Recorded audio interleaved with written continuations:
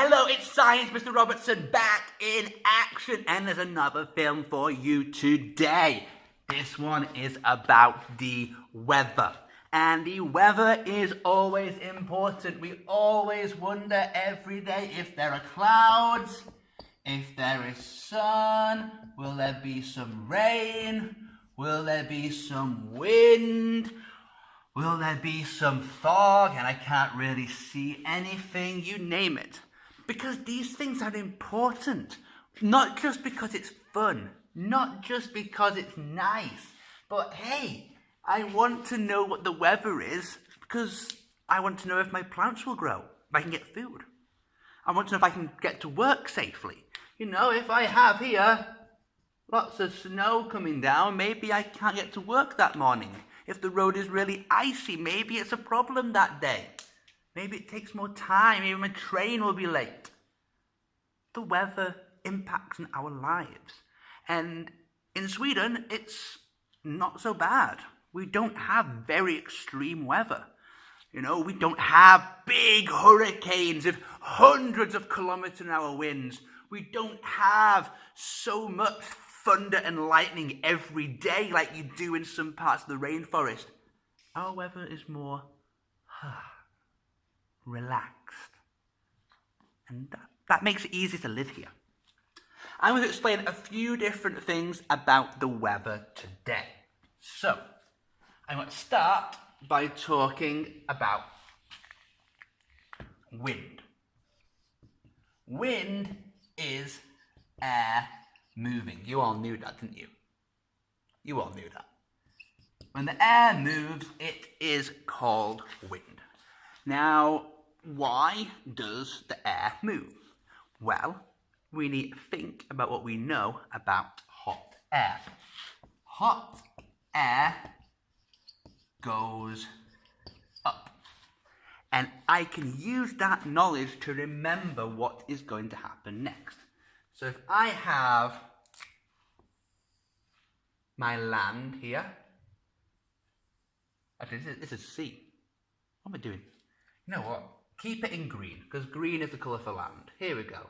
Here's my land here. And then I have a nice sunny day. Then this here gets hot. And if it gets hot, it goes upwards. Men, think about this.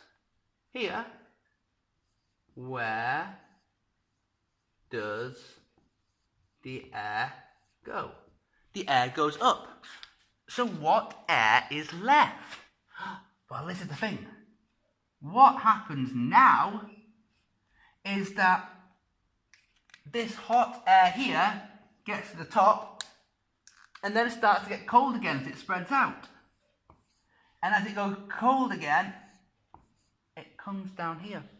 It builds a cycle. The hottest parts, the hot air goes up, and then the air will come around, and it's a colder air that comes along the bottom. It's no surprise that winds can usually feel like a little bit colder. This is usually the pattern that you would see with winds. And of course, the land, usually made of stone, usually a really, really good conductor. So that there is really good. And that happens, you know, more in the daytime because it's more hot. So we get more wind in the daytime. At night, there is nowhere getting hot. So there's nowhere for the air to go up. So we do get more wind during the daytime. Cool. Now you got to learn a big long word to test and maybe play Splat with. That word is precipitation. Precipitation. We use this word for any kind of water falling from the sky. Any kind of water falling is known as precipitation. That will include rain, that will include snow, that will include hail, you name it. anything where there's water falling down from the sky is called precipitation. But how did that water get there? For this, I will need my blue pen. Because what happens when I have my sun and it makes this hot here is that more of this water is going to evaporate. It's going to go into a gas. That's normal. The water goes from a liquid into a gas when it gets more energy. So, as it does this, that's great. But then there's more, and there's more, and there's more. And of course, it's hot, so you're using the red arrows, and then it goes over here. And as it starts to get colder, some of these join together. They come together as they get colder. The air is moving slower. It starts to come together. And then, make a cloud. Cloud, not a heart shape. Cloud. And maybe if that cloud gets really, really heavy, some of that water starts to come out. And that's when you have the rain develop. It's the idea here that they come close together to get colder and it rains. Usually in the summer, you may notice that we get more rain in the afternoon, in the evening, after all of the heat has made all the water go up. As it starts to get colder, then we get the rain happen. So we get that situation quite a lot. What we sometimes get in the summer are big flashes that come down from really huge clouds. Of course, I'm talking now about thunder and lightning.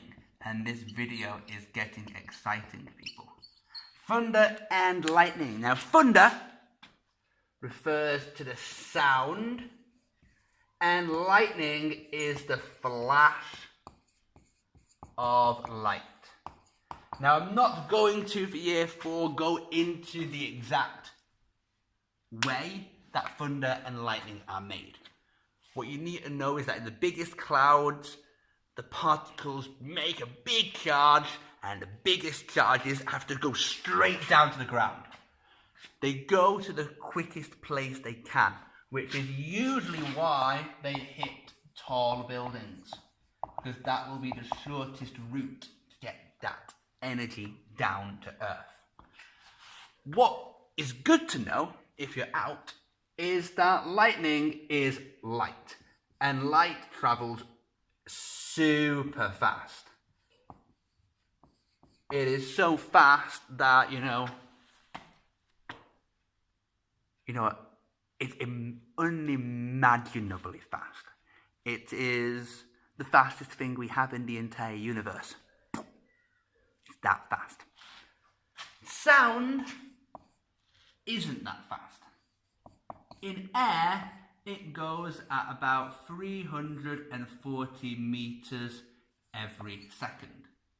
Or it goes, you can't see that, can you? I'll drag you across. Or it goes about 1,000 meters every 3 seconds. And it's good to know where a storm is. You can count. You see the lightning. Oh, a flash. 1, 2, 3. 1, 2, 3. 1, 2, 3. And you can count until you can hear it to try and work out how far away it is.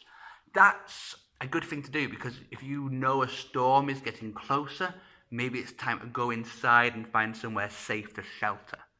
And if it's getting longer and longer, the storm is getting further and further away. It's good to check that. It's also good to make sure you write your name and answer in the clips. Thank you very much. Take care. Have a good one.